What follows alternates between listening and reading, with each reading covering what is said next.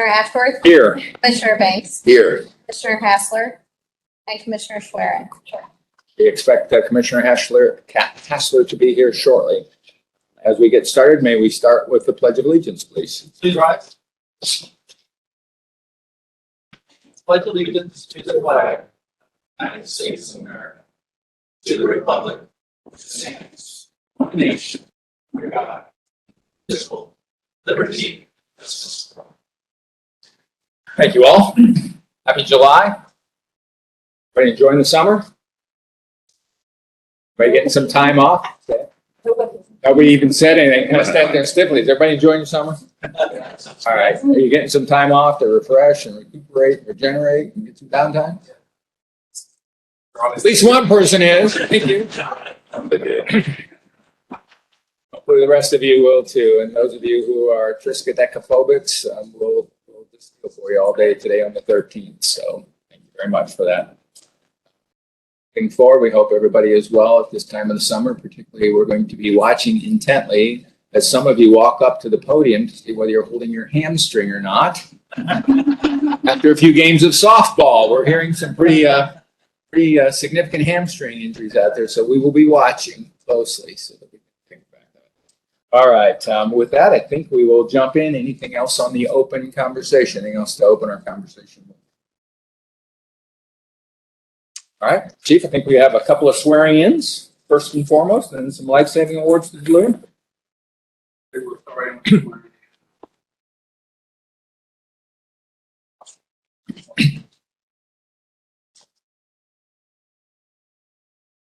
Turner, is it YL? Is that how you pronounce your first name? Very good. Thank you for what you're about to do. So if you would raise your hand, repeat after me. I, YL Turner, do solemnly swear that I'm a citizen of the United States, that I will support the Constitution, the laws of the United States, state of Missouri, and the charter and ordinances of St. Louis County, that I will faithfully adhere to the regulations provided in the rules and procedures for deputization as adopted by St. Louis County, and that I will faithfully demean myself as a deputized officer of the St. Louis County Police. So help me God. Very well done. Now, before you step away, hold on. I'll read you one more thing. My apologies. I want to make sure that you understand the full realm of the role. So as a deputized officer of St. Louis County, you're restricted to the protection of persons and property at Lambert St. Louis International Airport. Very good. Congratulations. Thank you.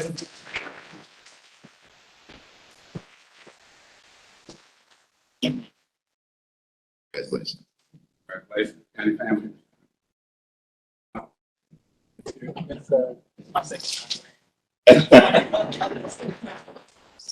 Well, we're recruiting, but we're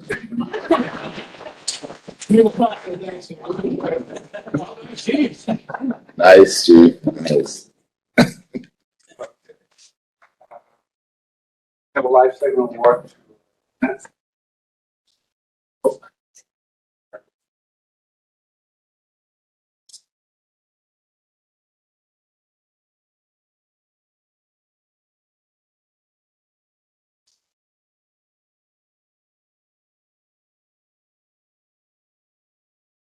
Members of the board.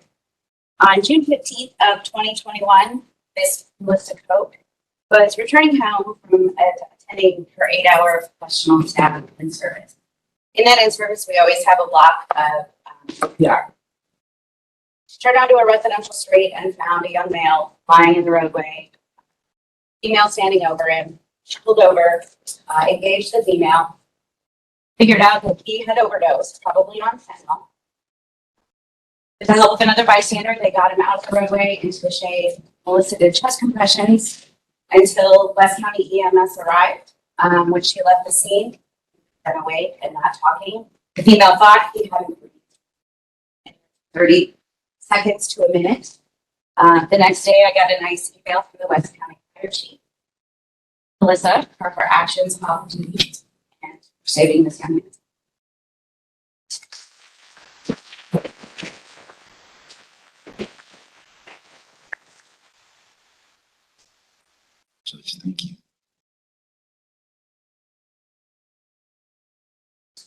Take a picture. Okay. One.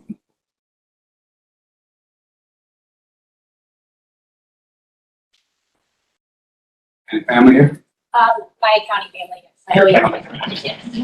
Thank you. Well, congratulations. All right. These are all mornings.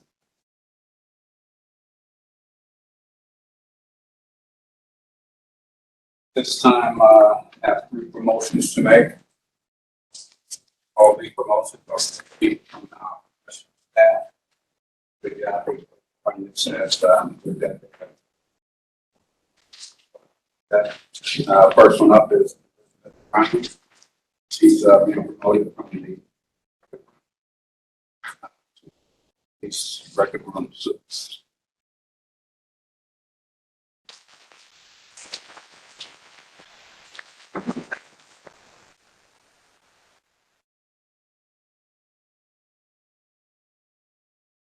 Congratulations. Congratulations on promotion. Taking on leadership. So great. Any family, friends here? Thank you.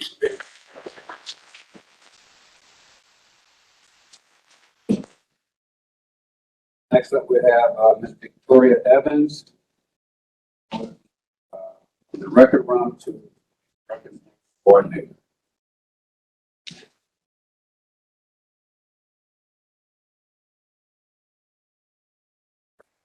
Thank you.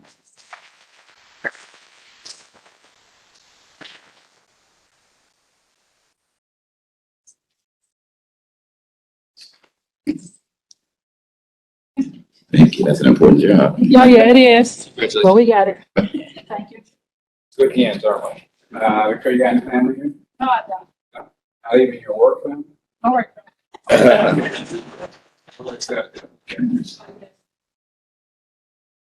And next we have Sarah Kennedy, Public Safety Dispatcher, promoting to Public Safety Dispatcher 2.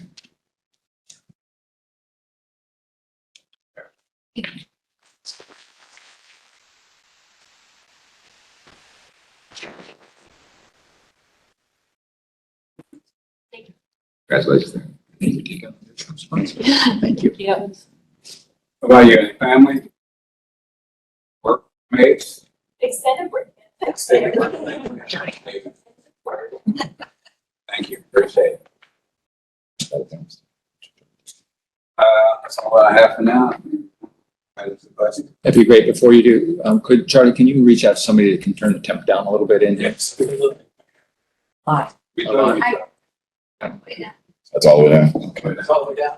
It's all the way down. So Chief, we can interrupt. For those of you who are here to support someone who was just promoted, you're welcome to stay or you're welcome to leave. We're about to get into the nuts and bolts of a meeting, so it's up to you. But thank you for being here for their support.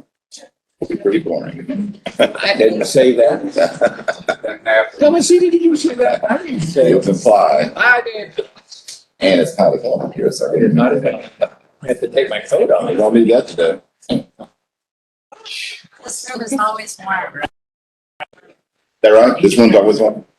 I brought it for you. We won't say anything about legal and lawyers and hot air, though. We won't make that joke. Oh. She did. She's got her head down, not paying attention. To her credit, she didn't say it.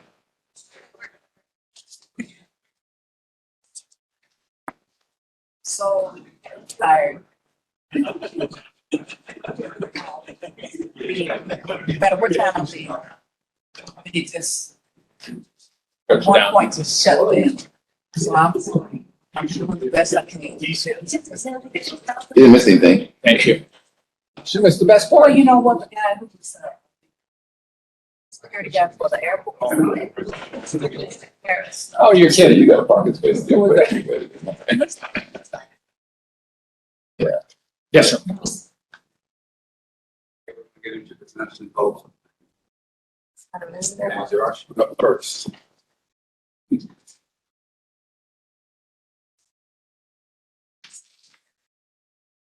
morning. Morning. I'm was asked to talk to you about the current budget and you know, what's hit, how we're doing on that, and also the budget submission for 2023. So, we're halfway through the year, so we've got some good numbers on where we stand on this current 2022 budget. And at this time, you know, our budget for this year was revised is 167 million, and we have 80 million. So we have spent 52.2%. Included in that, we have a salary surplus of $5.7 million. That's clearly driven by all the vacancies. So that results in some savings, but also then our overtime tends to go up. So the overtime shortage is at 2.7 million. The other large shortage is the salary vacation payoff. That's terminations and retirements. We pay them half their sick time and their vacation leave. We don't budget a lot for that because we don't really ever know the amount, and so it is short by about $1 million. So the net, well, the other thing is the fuel. And we all know the fuel prices have gone up astronomically, and the county has moved funds into all departments' budgets to cover what they expect is the shortfall. So with that coverage, we're expecting right now a surplus of 1.9 million being year-end surplus. at the end of the year. If all vacancies remain the same and overtime remains the same, and we don't have more than what we anticipate in the payouts. Things change a lot, but for now, that's where we stand. Questions? So, I was looking at the Munis. Yes, that's the report that shows line by object code, what we call it, what the expenditure is. You know, what we budgeted, what we spent, and what's remaining in that account. Okay, so is this as of It says it, you know, June 30th. June 30th? Okay. So that's the numbers are run through mid-year. Or Yeah, we take those numbers and then we project out, you know, what we think, you know, if we keep going the way we're going. Now, tomorrow, if you hire 70 police officers, that will change. overtime goes down, salary Yeah. go up, we got that. But the numbers are through mid-year, through June, so the numbers Yes, are that's reported. actual data for the middle of the year and then projection through the end. Yes. There are some things that we have no control over, which is like the retirement contribution that the actuary is constantly looking at. Sometimes they withhold more, sometimes they withhold less. So those accounts, that and the medical insurance, we don't make any kind of projection on because we don't have anything to do with those. Usually those end up in surplus. They usually have a budget more than we use, but that's again out of our control. So I don't ever show that. Couple of questions regarding a couple of specific things in here. They're less about the dollars, they're more about our accounting philosophy around those. So the salary component, the 5.7 million that were unfortunately favorable to year to date, is that a normal number over the years? No. That's abnormally high, abnormally It low? is abnormally high.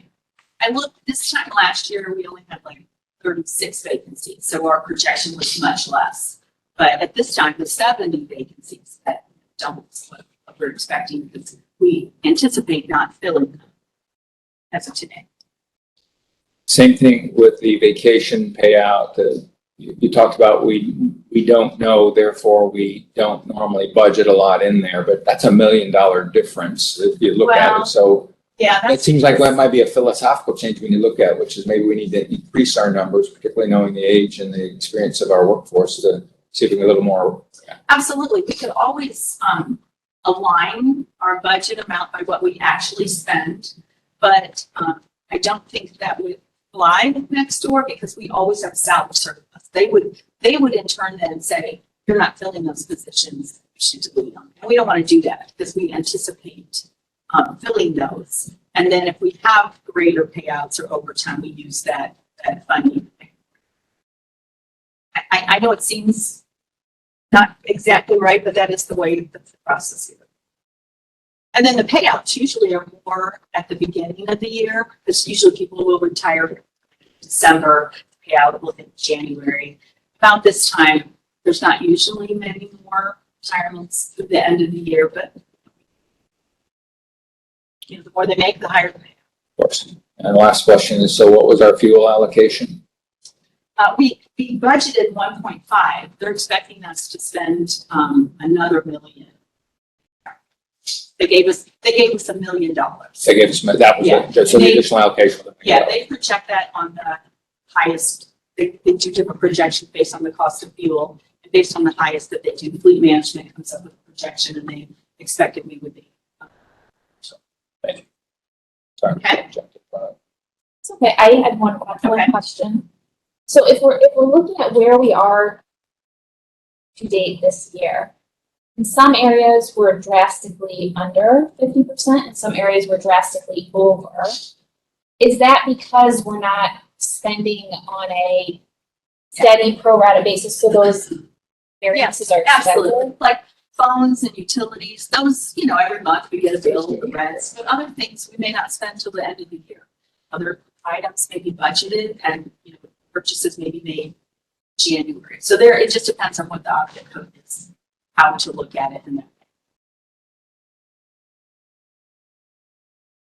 I was noticing tuition reimbursement Uh-huh. seems quite low. Is that because our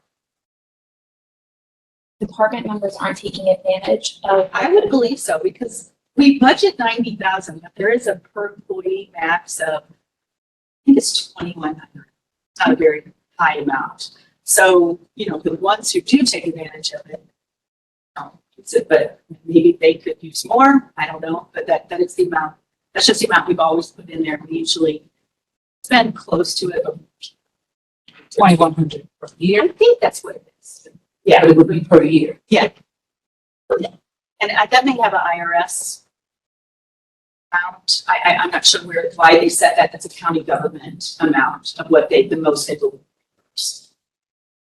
That's, That's not. it doesn't, it hardly covers a semester. So that may be a county, they don't want to reimburse too much so they can share it with more people. Maybe an IRS thing. I don't really know why that's been that amount. So back to your question, I'm scanning to make sure that I don't overstate this and talking with many of the captains and people like that. Part of the issue we have right now is people don't have time to go to the tuition, right? They don't have time to get online. They don't have time to go to classes. And I'm reading the faces right now, but I suspect that's a major piece of it. Probably not all of it.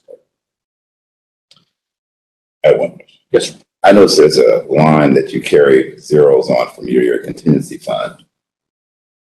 Oh, because that's an object that just exists. And we used to have, the chief had a contingency fund, we had cash. But since we've moved into the credit card world, just anything that he needs to spend, he can use his credit card.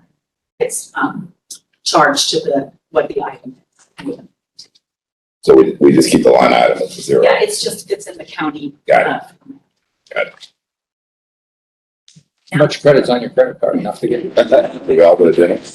I was going the other way, which is, I was hoping there was enough for 2 buildings in there and 2 precincts and a evidence control building, but maybe not. Okay, so if you're done with that, I'll move on to the 2023 budget request. Okay, so this year, the budget director gave us directions to present a maintenance budget. All right, he didn't say zero growth, which is usually the buzzword, but he said maintenance growth, and I assume that's because he knows the cost of everything is going up, and so we have to budget. And also because there's always things like salary increases. So the budget that we are presenting, which I have submitted in electronic format, was for 177 million. And our last year's the budget we're working right now is 162 million. So that's a $15 million increase. It's a really big increase. 9%. Yeah, I went a little, I took that maintenance word and used it to our benefit to address those shortfalls that we always meet. So in the main categories of salaries and fringes, that increased by about 8 million. That includes any contractual obligations we have for pay increases and the fringe benefits, and also put some money in there because we've started paying shift differential, which was not in the 2022 budget. So that's where 8 million.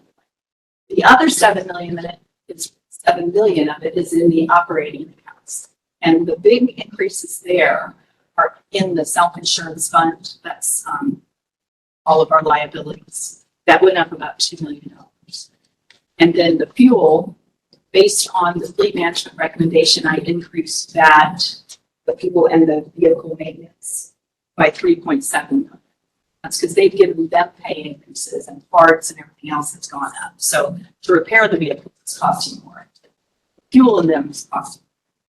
Then the other 1.5 million are based on what was submitted to me by the commanding officers in their budget request. You know, things that they think they need for largely software maintenance, things like that, technology things that have gone up a lot. So I added those in there. I didn't add any positions. All the positions that we have today are what are in there. This is just the general fund budget. And in addition, I did add 2 CAD positions I haven't added yet. That's part of the 4.2 million we're getting for CAD. So those are in there as well. And I requested funding in the same amount for the vehicles that I have requested in the past, although this year it will only get us 67 vehicles compared to 70 this year. So we're meeting with the budget director on August 18th, and at that time they'll have reviewed everything I've submitted, and Chief and I and whoever else will go over there and meet with them and determine if it looks good to submit on to the county. Right, it's interesting you mentioned 9.2% as, that sounds big or something. I just said, she said it's big, and I said it was 9.29%. Inflation right now is over 9%. I actually think this is quite conservative.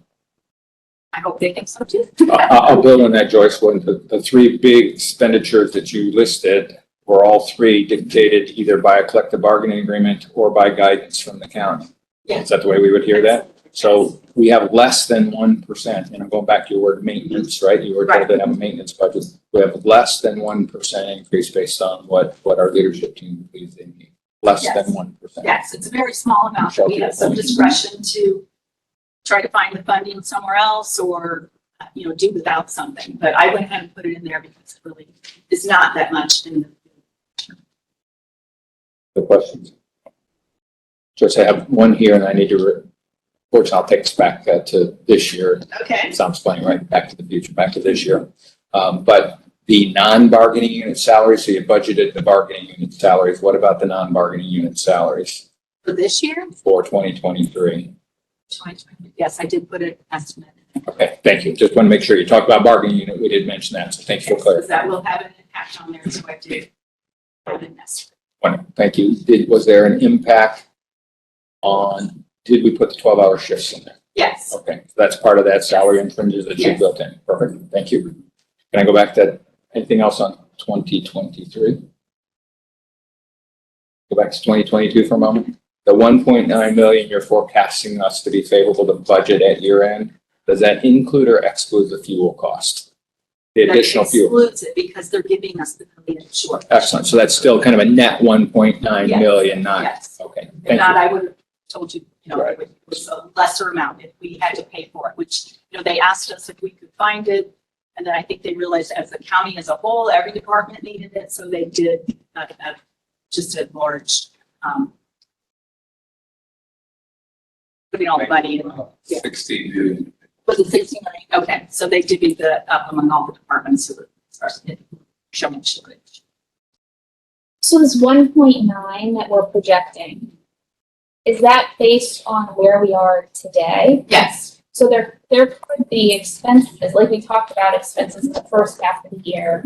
There could also be expenses in the second half of the year. Absolutely. That makes, Absolutely. okay. That's just taking what we've had as a picture, assuming that it it's half and at the end we'll have that. Like the biggest is the salary. So again, if we have an influx of a lot of police officers, that will change, but that should also affect some of the overtime, things like that. So it's not, sure, it's just a projection. Does the vacation and PTO payout, does that vest immediately? Like somebody could be here 6 months. No. No, so a traditional employee, gets half their sick time, right? But all the new employees since 2002 are PTO employees. And they have to serve 1 year of probationary period. If they leave before then, they don't get any payout. And I mean, all the traditional things. And if you retire, you get half your sick. If you don't retire, you don't. Any other questions? Thank you.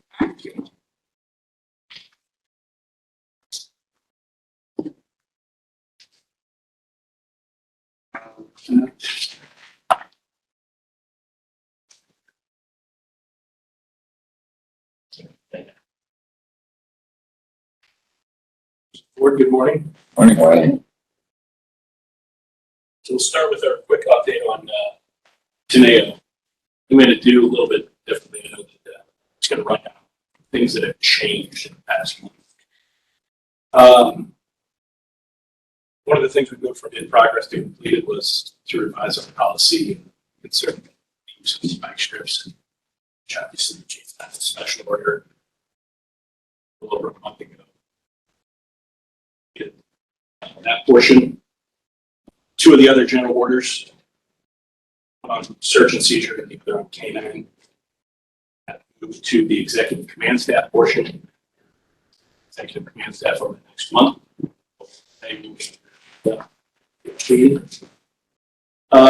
Another one that was completed was regarding having the difference between 10 and 12-hour shift type surveys in precincts. We've moved that to completed, but understanding that's ongoing. Surveys we continue to do every 2 to 3 months with the officers, especially on the 12-hour shifts. We've done 2 to this point. We did it at the 2-month mark, 5-month mark. So we've moved it to completed. It's something that's going to continue into the future. The one that was listed as not started has now been moved to in progress. And that was a couple of months ago. We had discussed the 60-40, 60 per unit. They'll recommend 60% police officers' time in the division control is spent answering calls for service, and then 40% communication.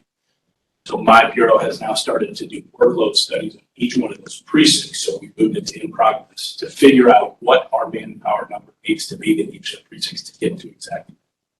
So the first precinct is completed, the 7th precinct was completed yesterday.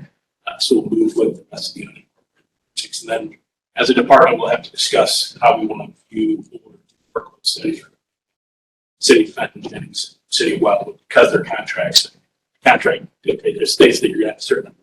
So, we'll talk about this.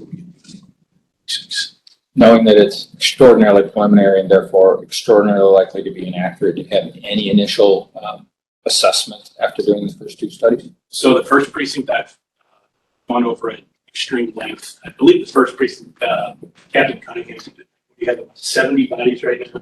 The workload study shows that he needs 80.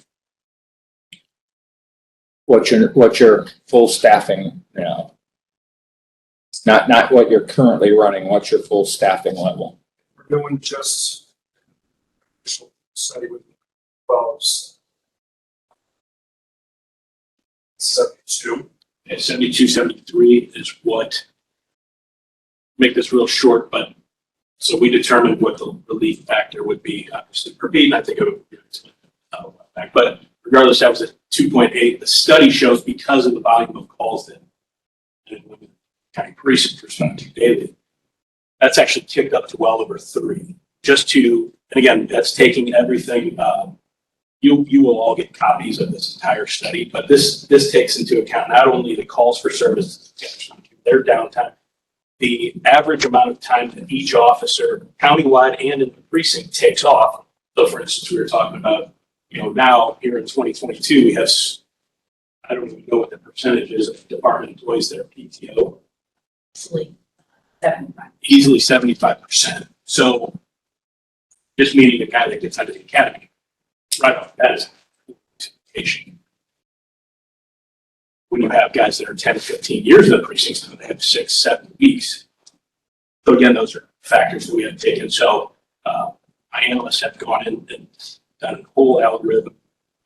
But yeah, so the first precinct shows they would need about 14 officers again, and that would be to get to that 60. Have we decided that 60/40 is the correct breakdown? Not yet, and I don't think we're far enough into the study to determine that yet. Because like we had spoken about, like we can kind of tinker with those numbers, 70, 30. But until we want to see kind of what that bar is. Commissioner Schwann's question, do we know what it is now? What are we doing, 90-10? Are we doing 95-5? Are we doing 80-20? Are we? I don't know right off the bat, but I would say that each precinct is completely different. Very. Because, you know, yeah, North County, again, I can tell you that you can all these guys back me up, that they're not, their officers writing beats don't have the time to, now his neighborhood policing unit spends a great time in community engagement, rightfully so. But his beat officers just don't have the time because they clear a call, they're dispatched to them. Just boom, boom, boom, back to back. So, you know, whereas in other precincts, 7, 5, 6, for instance, you know, those guys would have more time to reach out. So Yeah, what we heard you just say is it may not be a standard 60-40 across the department. We may have 60-40 in North, and we may have something different in that's great. 3 or 6 or 8. Yeah, the numbers actually would look better, you would think, in a precinct that's slower. But obviously, in a perfect world, we would want to get North County to that too. So you guys have a little bit. So. North Jennings, no doubt. Thank you. And Yeah, that study's ongoing, and so it takes a little bit of time, obviously, over the past month and a half. And like I said, they completed the first precinct. It's the reports are lengthy, about 15 pages. And the second precinct just got completed. I don't even want to speak to that one yet because Thank you, and I'm going to caution myself loudly so you hear it. Very preliminary. Don't lock down anything we just talked about because it's highly subject to change. I'm telling myself that, but I'll share it with all of you so you don't do the same, make the same mistake. Thank you. my long-winded version of that just tells you that that is not in progress. And then finally, for the Division of Operational Support was the legal update on open records, which to make a policy on open records. That has been written. That was sent to stakeholders this morning. County Counselor's Office had that study. It's that nature. So they're usually given about 2 weeks to try to get those things back. Deputy Chief to the Chief to Executive Committee. And that's the update on today. It's nice to see the continued progress. Sure. All right, we can go ahead and move into crime statistics.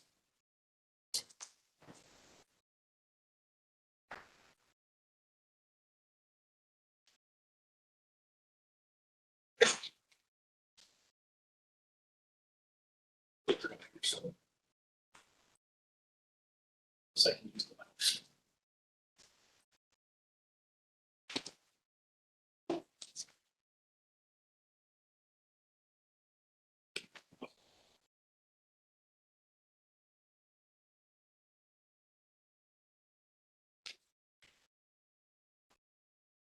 All right, we'll start with we always do our notable events.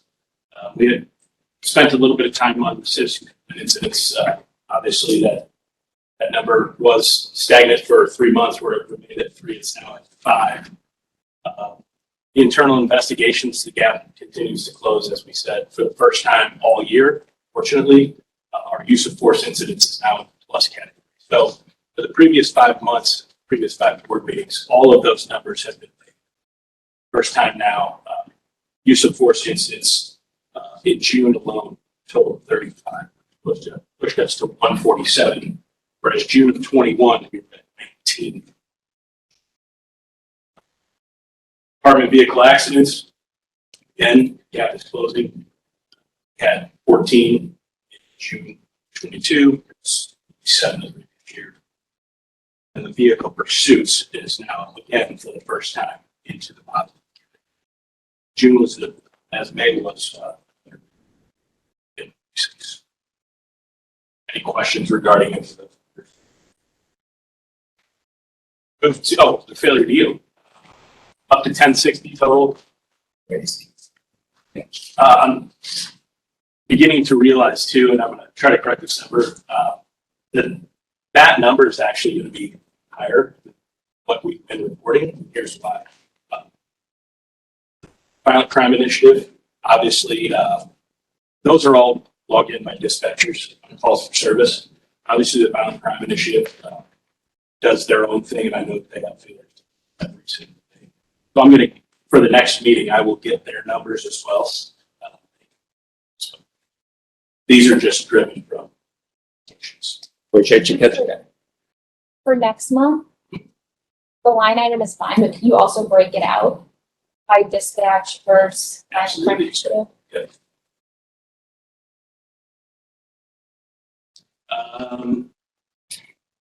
So again, not a whole lot of change here. The heat map shows mostly the same thing that Commissioner Banks would talk about.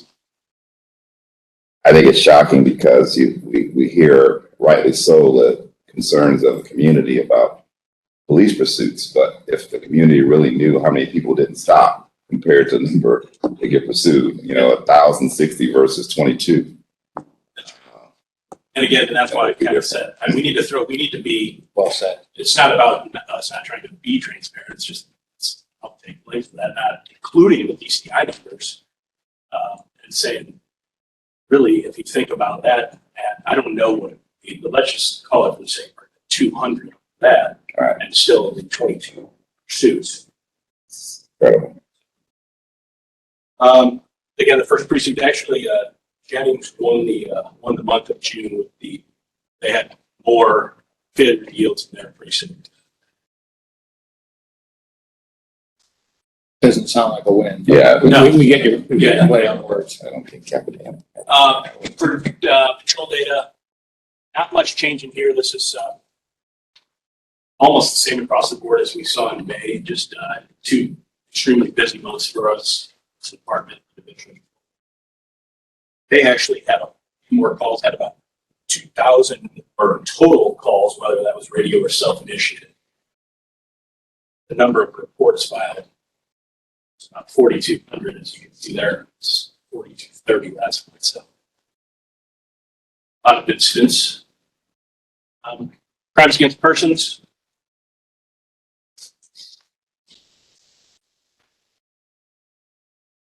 So, and again, last month we were talking about this, and Commissioner Ashworth, I know we had spoken about nationally crime being up. We take pride in that crime is down, but I know the chief has told you, or the deputy chief himself, don't want to pat ourselves on the back too quickly because it seems like the numbers have started to move back towards the center. I just wanted to give you an update. So as you can see, we're 15% down in the house. That's investigated by our crimes against persons. In March, so if we looked at this by quarters, January, February, March, we were down 42% in homicides. So now that 2 quarters of the year have been completed, we're now moved to 15%. So again, the gap's closing. You can look at the other major thing on this list that I think the public really cares about is that aggravated assault with firearms. Whereas we're still down 13% overall, in March we were down 23%. So closing there. Here's the homicides by the numbers, 40 to 34, as you just saw overall in 2021 year to date, 2022. June was the violent month for our crimes against persons unit. They investigated 8 homicides as compared to 3 in June. Obviously, it's closing the gap percentage. When we look at crimes against property, I kind of did the same thing, look back quarterly. And the numbers, again, are moving back that direction. So as you can see now, whereas I told you our use of force are now in the positive, our pursuits were now in the positive, our robberies with firearms is now positive. The entire year it had been negative. In March, it was down 9%. We were 5.2. Our burglaries in March were we're down 17.9%. You're now statistically even, 26 of these. And our motor vehicle thefts, although has been up all year, which really started in January, February, but the weather, we were +8 in March, and we're now closing in 18%. So again, the numbers are moving in the wrong direction for us, but obviously picking up more special enforcements and things of that nature.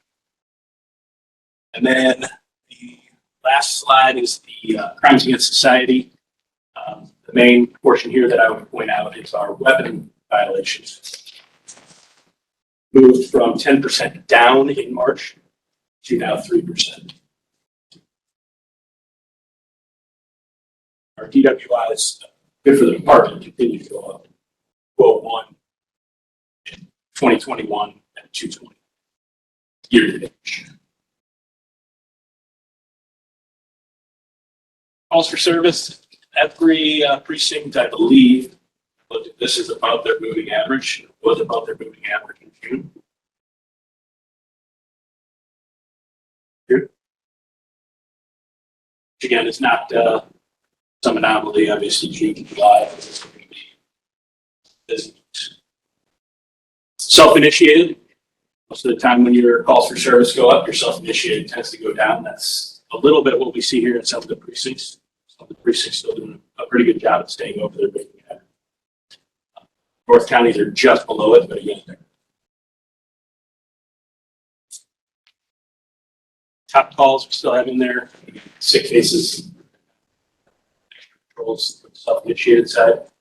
And finally, our TSR data, which over the past 6 months hasn't fluctuated too much in any one of the precincts. Anybody have any questions regarding any of these?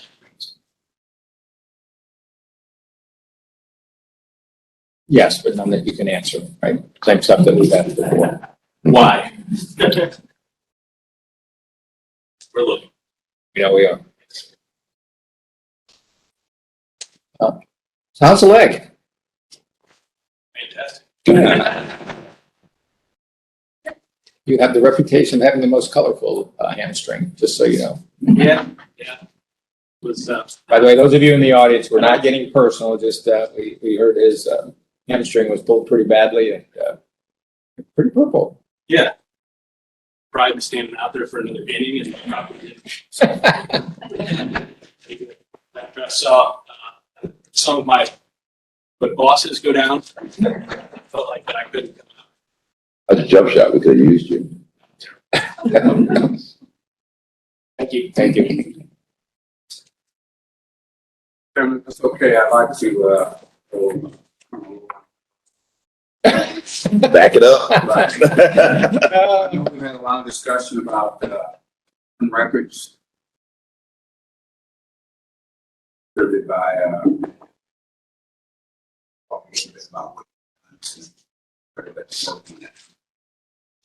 sometime long.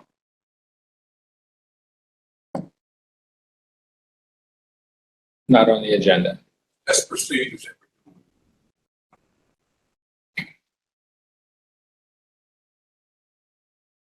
Well, we don't know yet. We're still debating on whether you've been saved or not, so don't walk away far. We're just doing, what he's gonna talk about is just what he's doing to help that process. I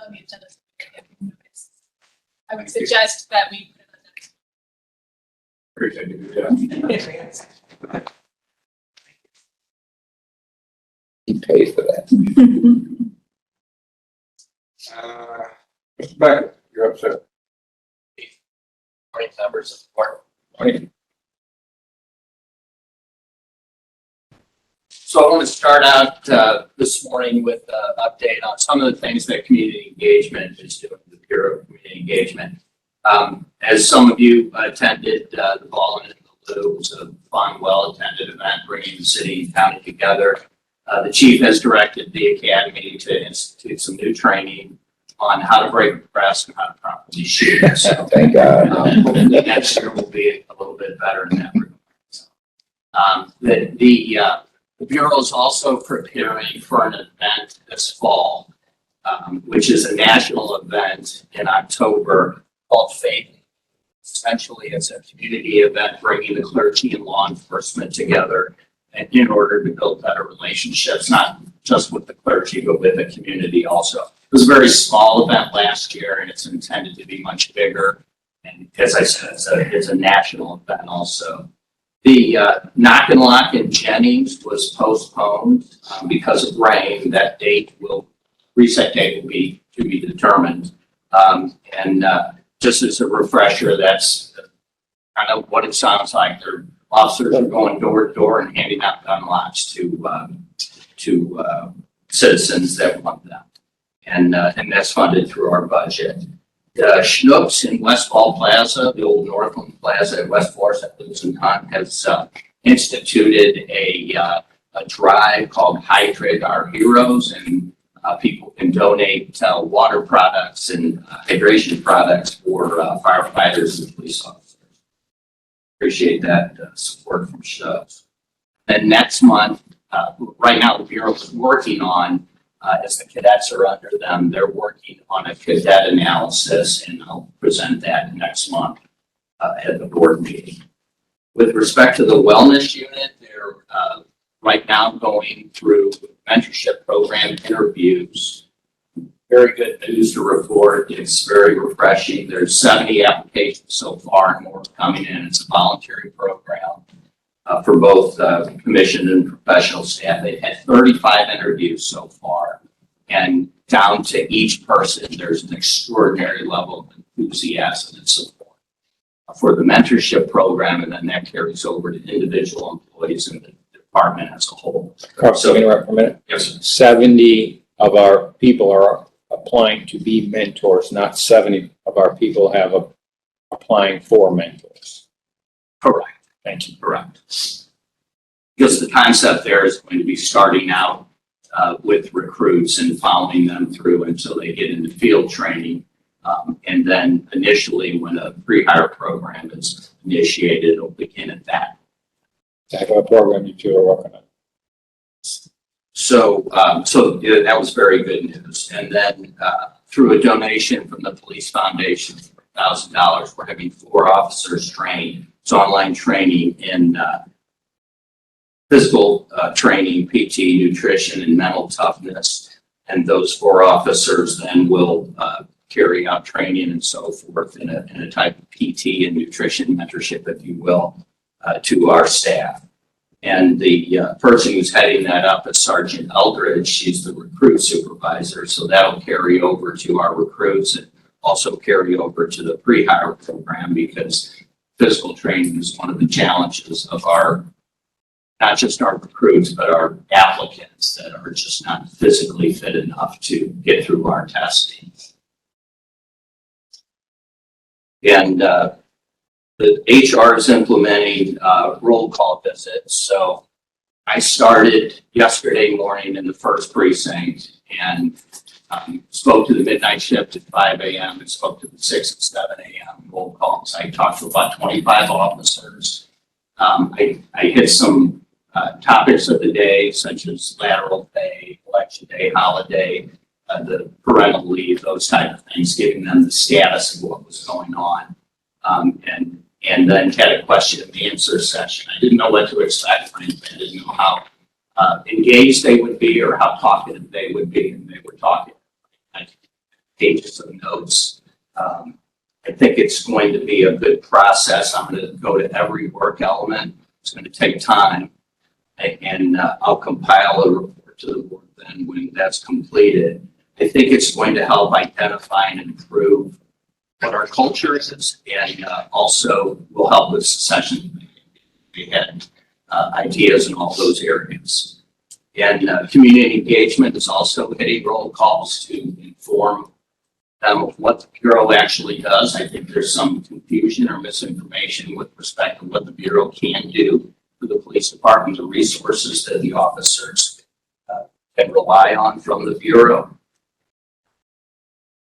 So they're going to be hitting the roll calls too. And then lastly, the recruiters are also getting the roll calls to explain the selection process, what's involved, reinforce, as we all do, the referral fee 800 for an inexperienced employee. And again, I'll have a report at the end of that process, and I think we'll start back over again with getting roll calls. It'll be a continuous process. It was very encouraging. So for the staffing report, we have 76 current vacancies. That still remains at the authorized of 973. We have 897 actual commission. As you know, class 205 started in April. They'll graduate in October. There's 5 county officers, 4 municipal, and 1 open enrollment. And then class 206 started June 27th. There's 7 county, 10 municipal, and 1 open enrollment. We will have a January and April 2023 academy class. The professional staff stands at 3 vacancies. It's still 375 authorized, and it's 335 actual professional staff members. For the dispatch academy, class 14 started June 13th. It has 11 recruits in that class. And class PSD class 15 will start August 22nd. As you know, we have 12 openings for every class. We have 2 right now that have filled that, and there's more processed in backgrounds. The security officers is a focus of recruiting. There are 9 down right now. Security is collaborating. Captain Morgan and Colonel Lohr is collaborating with HR on how to recruit, and we're addressing some issues with the selection process to enhance that and get more security officers in.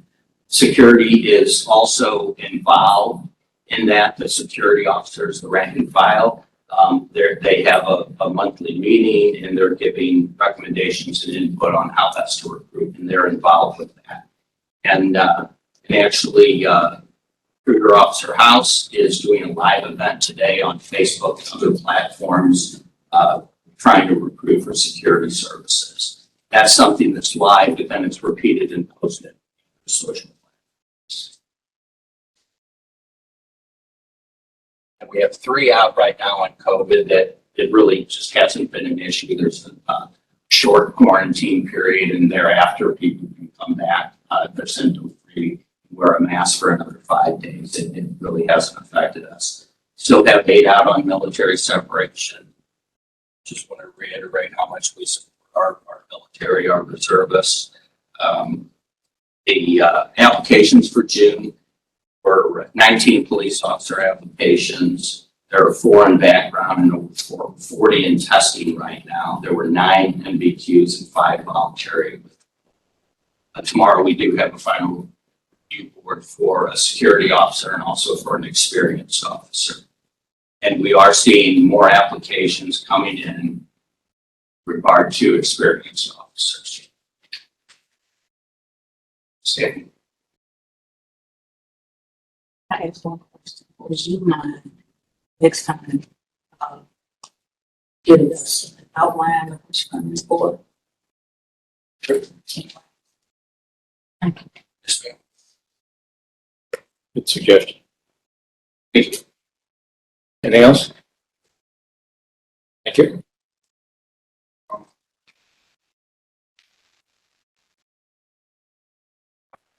We have Joe behind here to come up and discuss with you about a sports program, the one that's getting hurt.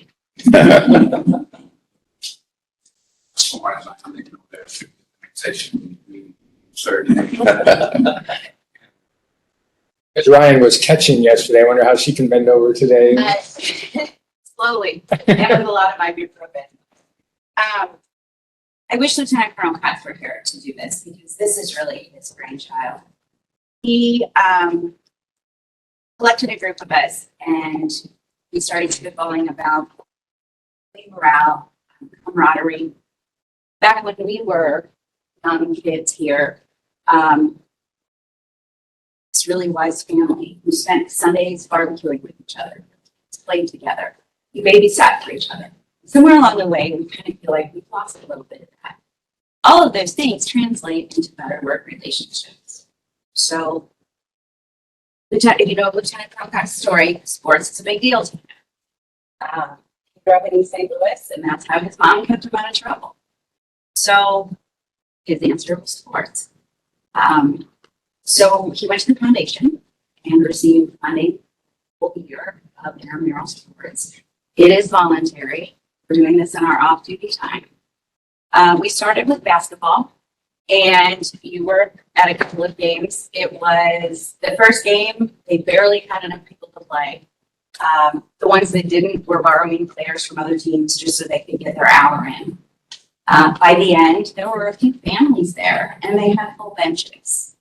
I was at softball. We started softball a couple weeks ago. I was at softball Thursday night, waiting for my operational support game, and I was watching the First play the city. We did give the city a team.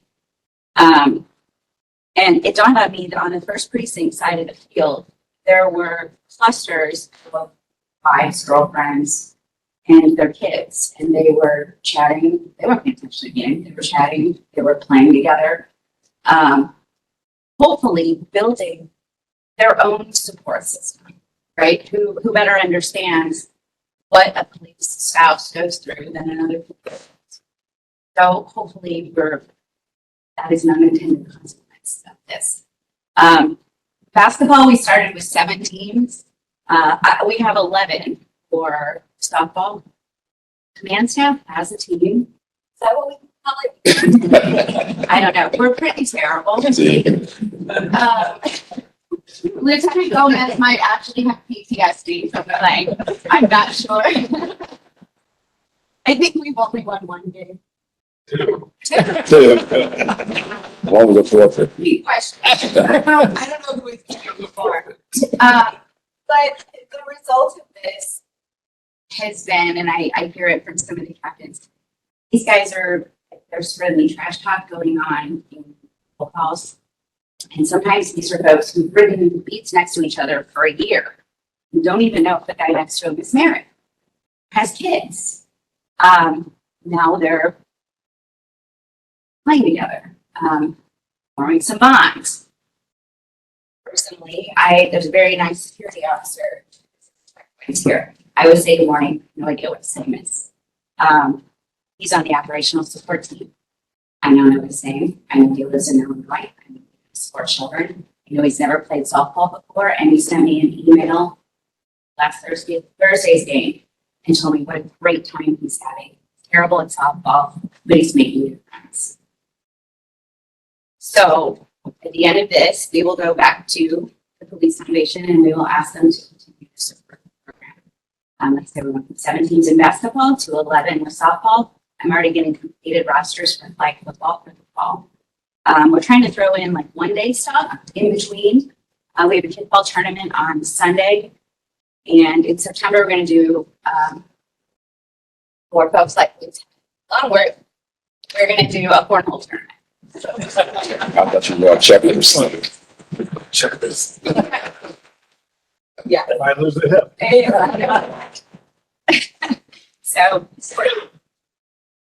our hope is, and from the feedback that I'm getting, these guys are out there on the field on their own time. They're starting to make some connections. There are people that I maybe knew their face prior to starting softball. I can now call them by their first name. So, any questions? Sounds like a great job. Sounds like a lot of fun. It is a ton of fun. Yes. Fan staff limps, usually most of Friday. We're not, did I mention we're terrible? We're not very good. Yeah, you do, before you do, just hold on a second. Commissioner Ashworth was at the fan staff game last night. So I do have a personal story to relate to what you just said. I think on behalf of all of us and, I don't know, 30 people or so yesterday I interacted with, everybody's having a lot of fun, but on our behalf, and Thomasina said it, for you, and we know Lieutenant Colonel Cox was kind of the idea behind it, but we both know you both put a lot of effort into this, and we just want to acknowledge it. We want to acknowledge it on behalf of everybody who gets to play or everybody who wants to play. It's desperately needed. You talked about the county and the city getting involved, right? So Yes. You know. So the city is trying to start a similar program, like all police departments. They have the same morale issues we do. So I've been providing them with the documents that we create as we move through this so that they can mirror ours. In the meantime, the foundation has to become a team in each of our leagues. I wasn't 100% sure they were going to be able to come up with one, but they have a softball team. I think they're as bad as the command staff. We haven't played them yet. Brad, what do you think? I think they have a team though, But right? they're having a great time. And we're interacting with them and Yes, saying that- we are. Excellent. Yes. And then we had maybe now, Richard, you were to brainstorm behind a little competition between. So this is a spin-off, like a sequel to intramural sports, Commissioner Banks. Our Brown versus Blue game, which was held on June 25th. That was Brown versus Blue, Balling in the Lou was our official title. We want to thank Vera Clay for putting together a beautiful flyer for us. We played the county played the city in a basketball game. Really, there were, as Michelle pointed out, same kind of stuff. You want to build relationships, but there was sort of the three goals were first of all, community engagement piece, getting the community involved, and a lot of folks came out, so that was met. We wanted to build up relationship and collaboration with the city, with the Metro PD, which we did. We had a number of meetings. Special thanks out again to Michelle was very instrumental, along with Juan Cox, in working with Major Dace, Sean Dace from the city. We had a ton of meetings with Major Dace. I think built a good relationship with him. In working out, we sort of split the work level, the honor guard he produced for the game. He had a person singing the national anthem at the game. So it was a really good effort between the two departments. Our chiefs were there. I think it was fantastic that Chief Gregory honored retiring Chief Hayden. He and Juan Cox have put together a very nice commemorative box. What do you call those? Shadow box, a shadow box. Provided by our welfare association. And it was beautiful. It's very well done. And Chief Gregory presented that to him along with the trophy at the end of the game. On the community piece, we had a 3-point competition that Brandon McQuarrie kind of organized with children, with kids. We had high school kids, girls and boys competing. We had 2 winners. They both got gift cards. I will say that the girl 3-point shooter had the highest total. I think she scored 13, I think it was 13 threes that she shot. And I think they had 45 seconds. So she was actually the best sniper among the participants. But that was a nice piece. We did 3 drawings during the game for gift cards that we gave out to participants. And then the grand prize was one that was donated by all of us, was the Xbox game system, which was too old to be gamers, but those who were in the gaming world really liked that. And that was a big deal. We donated that. We gave it. Colonel Schwerin did the actual drawing of the name. Couldn't draw her own. But the most touching part was the actual winner was an officer. I'll make sure I had her name, Regina Moore, because she was fantastic. Regina Moore won from the city. There was a young man in the audience whose last name was also Moore, who really was trying so hard to win this thing. So she then turned around and gave it to him and said, he really wants this. I'm going to give the game system to him. So it was really a impromptu, very nice moment that she did. And it sort of spoke of how the whole day went. I thank everybody who came out and supported. I know that obviously the chief was there. He sat on a bench next to County Executive Page, who was also there representing. Tracy Panish was instrumental in getting all the guys on morning television that week to talk about the upcoming game. I'm sure I'm missing somebody that I meant to thank, but it was certainly a team effort for everyone. Oh, Jonathan Cunningham, of course, who put our team together. Next year, they're going to work on how to break the press. You don't dribble through a press, you got a pass to the press. But anyway, someone forgot to tell the city this was the exhibition game. But we'll be better next year. We want to thank St. Louis U High because they were the ones who donated their wonderful facility. Next year, we hope to do it again next year, and we want to do it in the county so we can be the home team. Maybe that'll help boost us to victory next year. We had this whole thing was done by private funds. Save a Lot in particular gave us all the food, so we provided lunch for free for anybody who wanted it. Michelle, again, her people were there to grill the dogs and give out hot dogs and chips and water and soft drinks. They were all donated by Save a Lot. Jimmy Williams McDonald's gave us money for the uniforms for both teams. So I think it was a great effort by everybody put together. So I thank everybody who came, and hopefully we accomplish all those things we do in our murals, and that you build that relationship, because that's when you build the relationships with the city So and each other. last week, Lieutenant Colonel Cox is in Quantico. He reached back to me, and the city contacted him and asked if we could do a city county charity softball tournament. Oh, There you go. So There you go. I will start working on Excellent. Excellent. And those are the relationships that, as you pointed out, with our department we want to build, but also with Metro PD, we build those relationships. And that's how, when we are in crisis, we have the relationships already in place. Exactly. The hope in all of this is that, that guy over there is not just the guy That guy over there. writing next to you, his first name, but it's have that bond now. You're becoming more accountable to each other. So thank you. Lieutenant Colonel Cox, we just appreciate it greatly. And on behalf of everybody who's limping today or can't bend over, I'll tell you every one of them to a person had said how much fun they were having. it's a blast. Every one of them. And I have to give John Cunningham, right? He's my sidekick in all this. He let Lieutenant Colonel Cox just.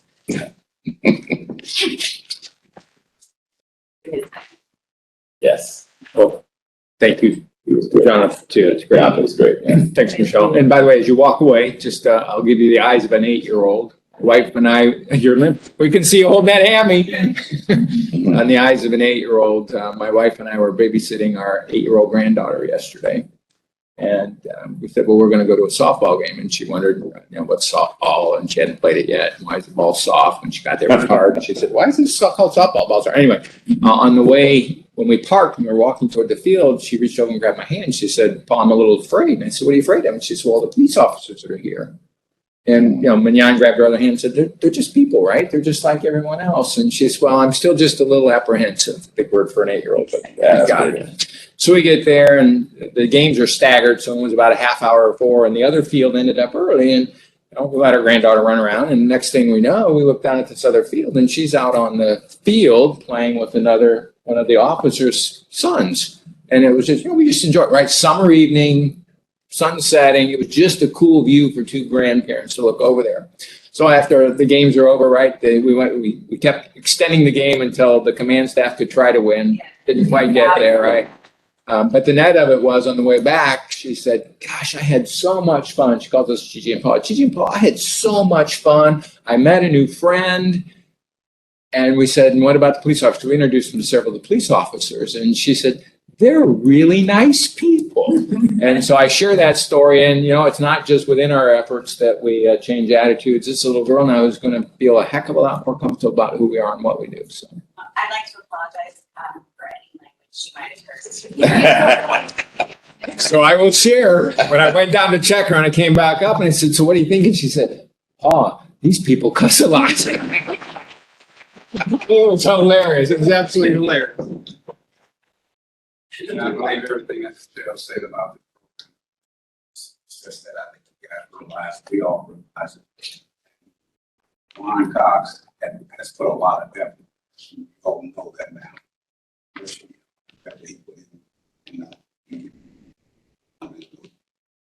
And again, it's important people that we're just human beings.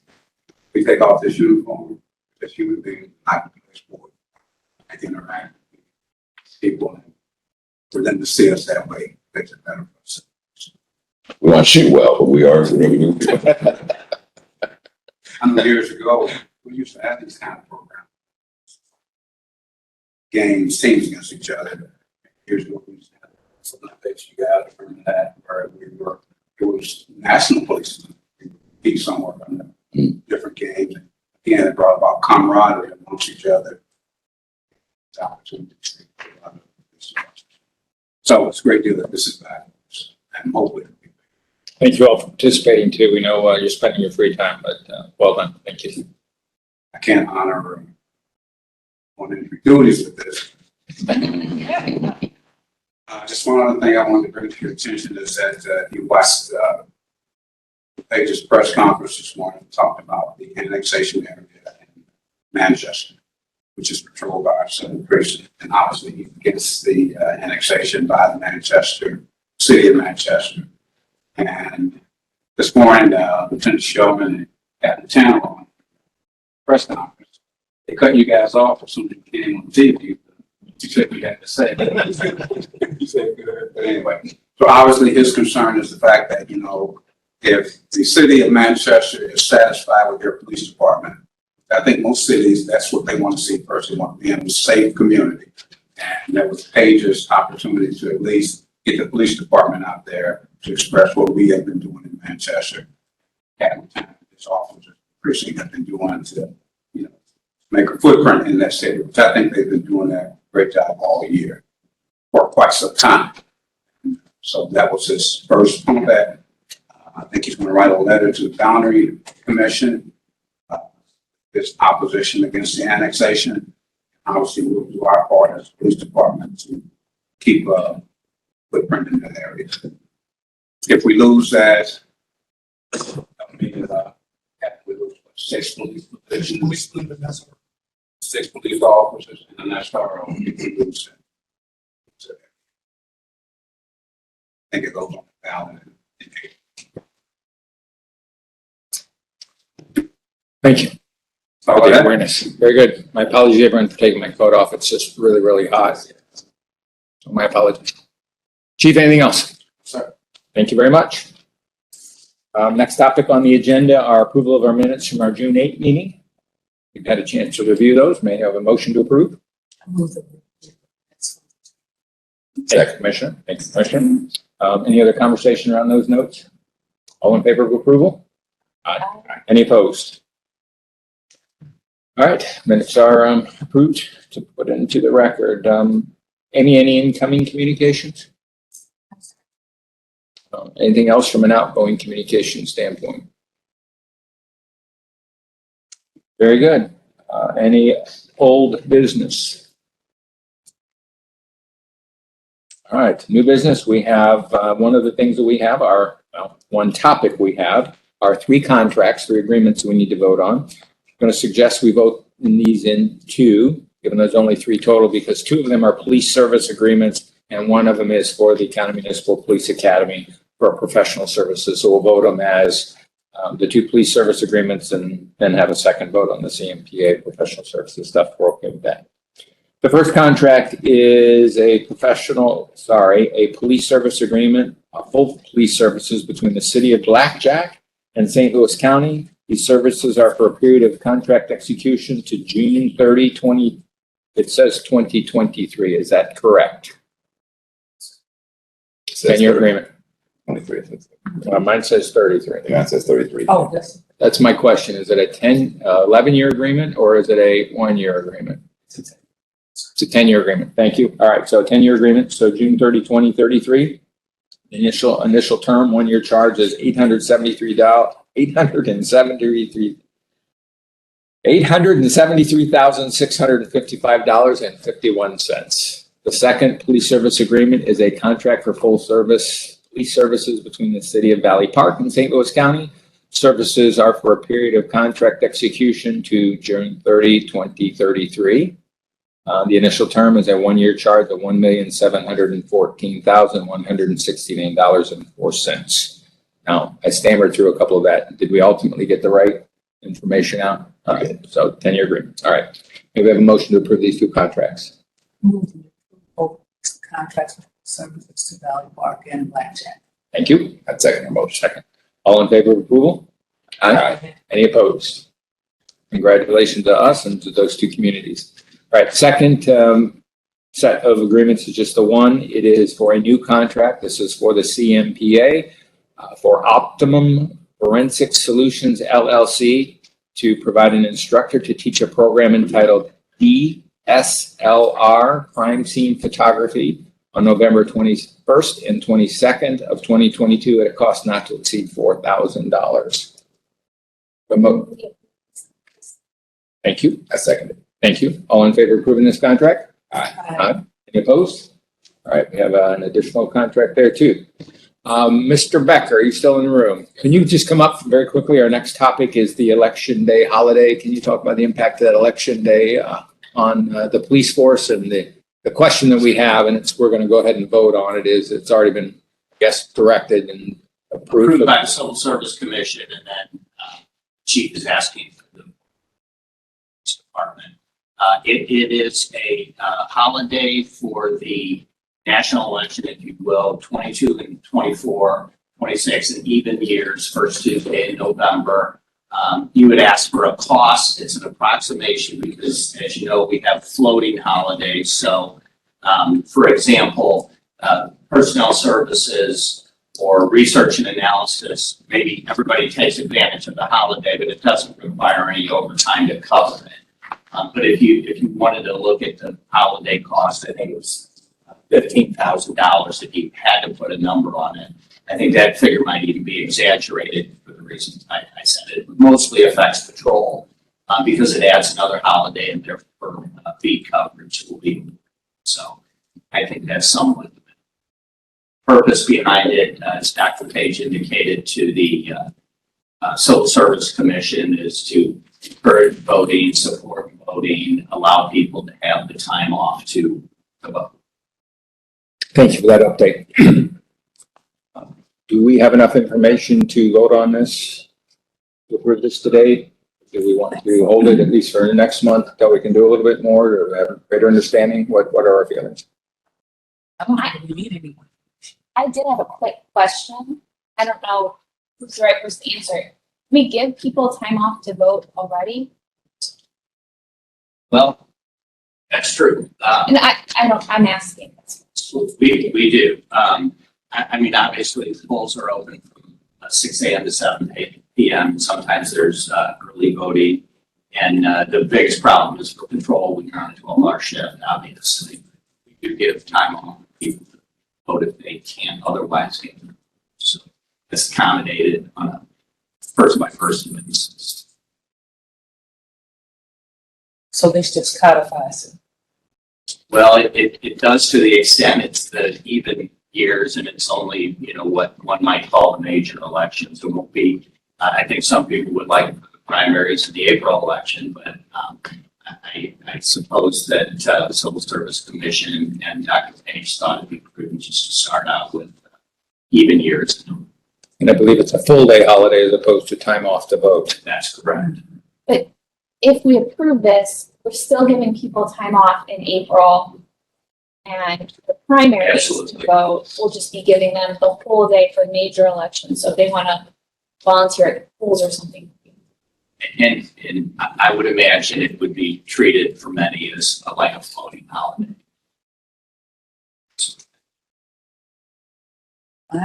Enough information to vote? All right, may we have a motion to follow the direction of the Civil Service Commission and County Executive Page to provide our employees with an Election Day holiday that is the first Tuesday following the first Monday in even years for national elections. That was too much detail. Yes, thank you. Too much detail. My apologies. All right, may we have a second? Second. Thank you. All in favor? Aye. Any opposed? Thank you. Anything from a public perspective? Good, thank you. So with that, we will move forward with a motion to hold a closed meeting. The Board of Police Commissioners may vote to go into a closed meeting for legal advice and review of claims and lawsuits involving the police department, Section 610-0101 RSMO and Section 114020.11 SLCRO. Discussion of employee and personnel matters, Section 610-0213 and 13 RSMO Sections 114.0201, Section 3 and 13 SLCRO in discussion negotiations with an employee group, Section 610.021, 9 RSMO, and Section 114.0201, 9 SLCRO. May we have a motion, please? We're going to go into closed session. That second, Amy, would you take a roll call vote, please? Commissioner Ashworth, Yes. Commissioner Banks, Yes. Commissioner Hassler, Yes. Commissioner Schwerin. Yes. Thank you. We're in closed session.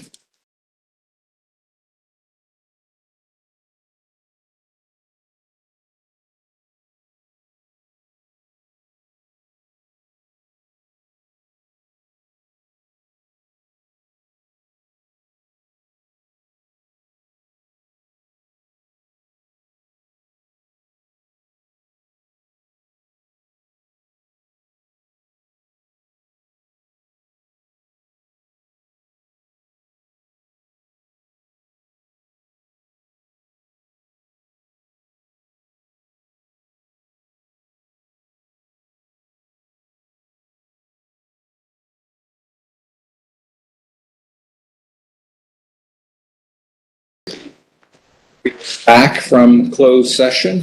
Commissioner Banks had to leave for a personal matter, so he will not be here, but we still have a quorum, so we will move forward with that.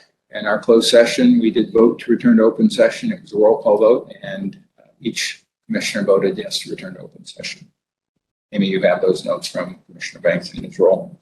The second thing we need to do before we adjourn is we need to correct a vote that we had earlier today, and that is the dates on the 2 police service agreements.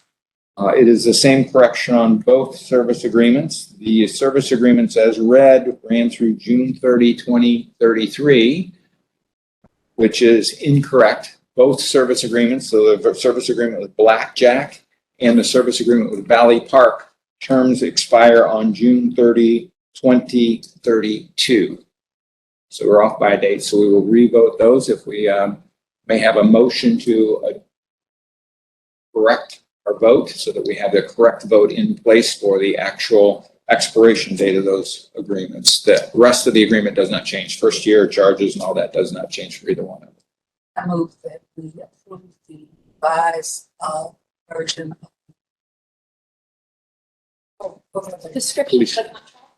yeah, the contract agreements for Blackjack Valley Park, Valley Park. to read To 2020, read 32. June 30, 2032. Both of those contracts. Thank you. All in favor of that, say aye. Aye. Any opposed? All right, so those agreements are now effectively as they should, as they are in the official contract, just not what we have in front of us. So thank you for letting us know about those corrected dates. Anything else for the day? May we have a motion to adjourn the meeting? During the meeting today. May we have a second? Second. Amy? Commissioner Ashworth, Yes. Commissioner Hassler, Yes. Commissioner Schwerin. Yes. We are adjourned. We will see you next month on the 10th of August.